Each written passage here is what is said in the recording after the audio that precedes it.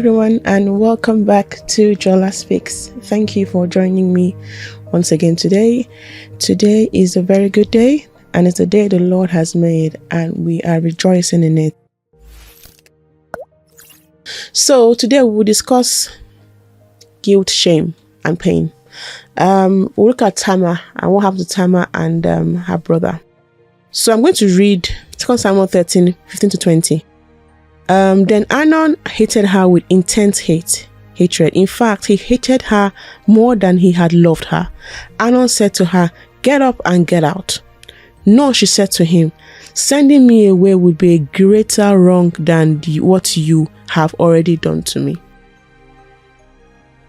But he refused to listen to her. He called his personal servant and said, "Get this woman out of my sight," and bolt the door after her. So his servant puts her out and bolted the door after her. She was wearing an ornate robe, for this was the kind of garment the virgin daughters of the king wore. Tamar put ashes on her head and tore the ornate robe she was wearing. She put the hands on her head and went away, weeping aloud as she went. Her brother Absalom said to her, "Has that Amnon, your brother, been with you? Be quiet for now, my sister. He's your brother. Don't take it to heart." And Tamar lived in her brother's Absalom's house, a desolate woman. I stop there. The particular part of the scripture I want to focus on is the last line, which says, "And Tamar lived in her brother Absalom's house as a desolate woman."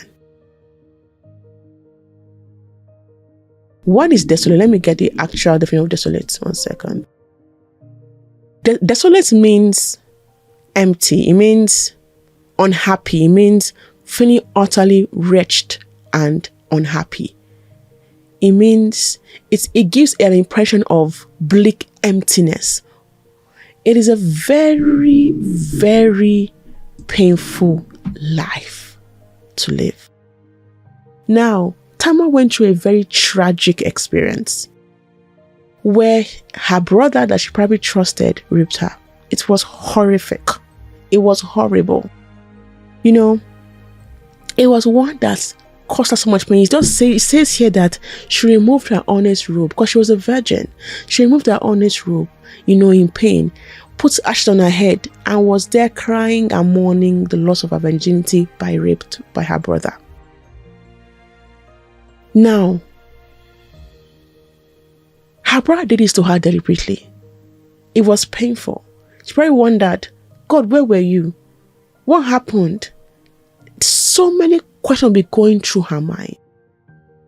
It's a very tragic, and there are different kinds of tragic experiences. This one was rape. There are other kinds of horrific experiences people go through, because in the world we live in, there are people that have chosen and decided to do evil.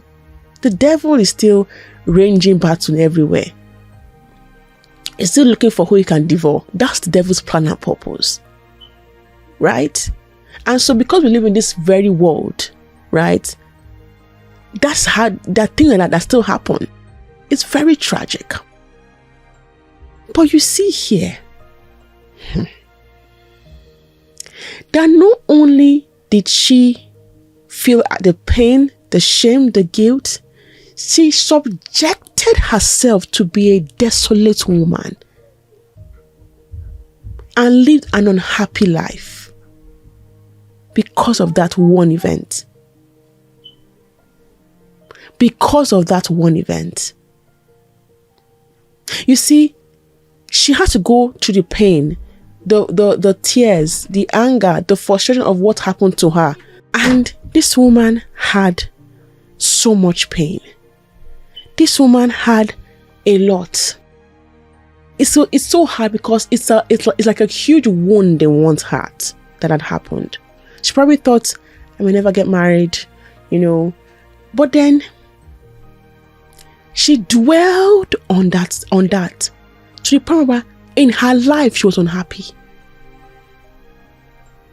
She was unhappy about herself, and this is where blame comes in. Probably blame herself, asking herself, "Oh my God, it's my fault. Why did I go? This one." There's so many reasons why she won't blame herself for what happened. But you see, and I want to speak to somebody today.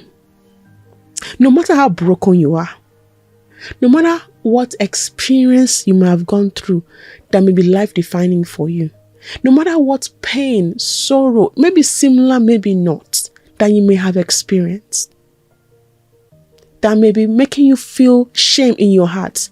Perhaps you can't even talk about it because it's so shameful to discuss. Perhaps you are still going through the pain. When anyone is there, you are crying, you are screaming, you are in pain. Your heart is wounded. You are broken. I am here to say a few things to you. 1, God can change any situation. God can use that very thing that you are ashamed of, that very thing that where you've experienced so much pain, to bring life. To bring life.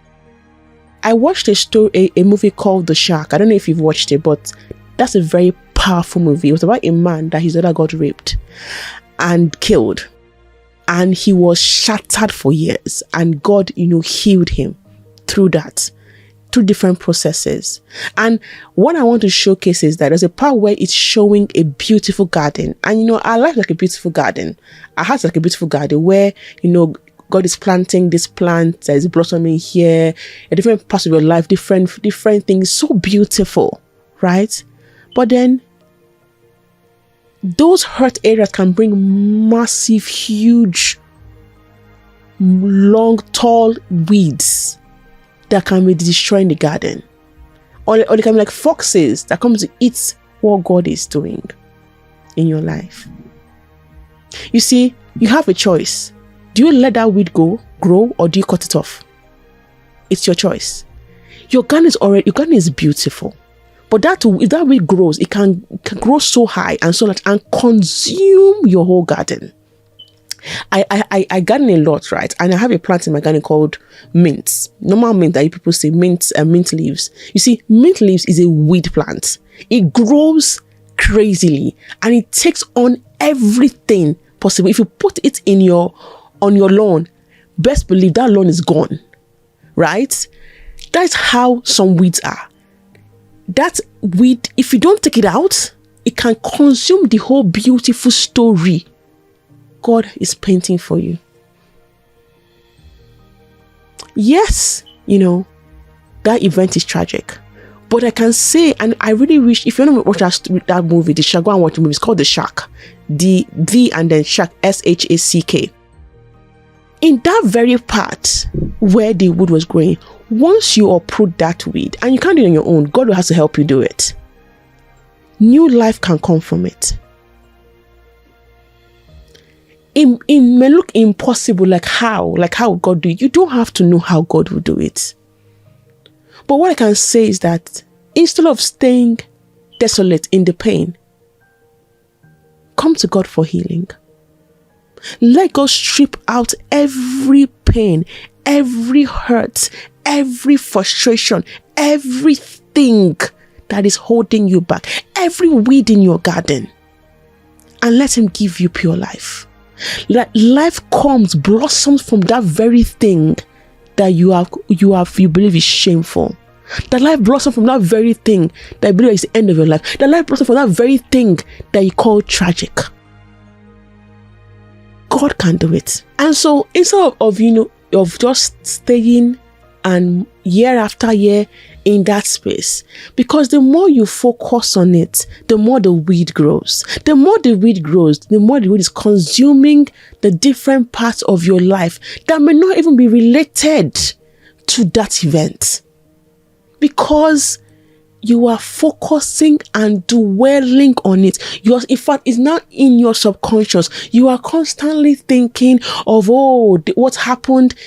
It can be like in a pit. Today, I encourage you, call on God. Let God draw you out, because He will go to that pit and draw you out. He loves you that much. And you will say, but Lord, where were you when it happened? God was right there. When they were kneeling just on the cross, God was there. God was right there. But I've said it, in this world, the world is a wicked world. There are many things that happen that are cruel, horrible, horrific. But we have a God that despite what anything happens, God can bring life out of whatever it is. And so today I encourage you, whatever if you are doing on something that you believe, my God, is horrible, the world cannot hear, instead of dwelling on those things, look up unto God and say, God, you know what? Heal me. Heal me. Use me for your glory. This very thing that I see as shameful, as horrible, as horrific, use it for your glory. Use it for your glory. I don't want to be like Tamar. I want to be the one that you have called. I want to fulfill the purpose of life. I don't want anything to make a weed that will destroy my life. Like Tamar literally chose to subject herself to be a desolate woman, to be unhappy for her life. How? And it is more of just it, and it is not a one-time, one-off, it happened once. No, it was everyday decision where she decides to think and stay in a situation instead of going up and moving and asking God to heal her and then doing what God asks us to do. They are daily decisions. What is your choice? Don't be like Tamar, because you see, you will think, oh, maybe tomorrow I'll do it. The problem about these things is that tomorrow may never come, because the more you focus, the more it becomes part of, the more it becomes huge and mighty in one's heart and life. Don't let that weed grow. Don't feed that weed. Just think of your life as a garden. And if you've not watched the movie, please go and watch it. But think your life as a garden. There's so many beautiful things. God has created you to do so many things. You are so many things. But that weed that is growing, it may look small now, but it can come mighty. Like they're like so many huge weeds, like the Japanese nut weed that's horrific. They're literally to consume, a garden in seconds. Those things, once they start to grow, and the only way they grow is when you feed it with your thoughts and thinking. Instead of feeding with the thought, feed God. Look up, ask God to help, and ask God that you remove that root of that weed and let life come out of it. Because guess what? Once there's a space, God will plant something in life. Well, thank you for listening to me today. God bless you, and I love you. Bye.